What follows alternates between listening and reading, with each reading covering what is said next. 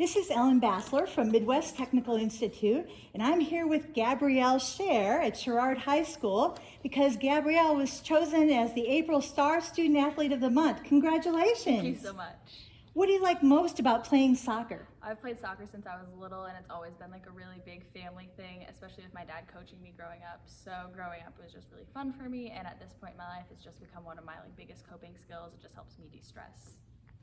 What's your favorite part of being on a team? My favorite part about specifically Oregon Sherrard soccer is that we co-op, so I get to meet new girls every year and make friends with girls I probably would have never met before, and we all get along really well, and it's just this really fun team dynamic of working towards a common goal with people that you really enjoy. What are your plans after high school? I'm going to be attending Westminster College to major in biology. Would you rather meet your childhood sports idol today or play your sports idol in his or her prime? I would probably meet my sports idol because my sports idol is Cristiano Ronaldo, who is like a 6'3" man, and I would not stand a chance. What's your favorite movie about sports? My favorite movie about sports is probably Hoosiers because the first time I had a championship game, me and my dad sat down and watched it together. Well, congratulations to you, and I wish you the very best of luck. Thank you so much.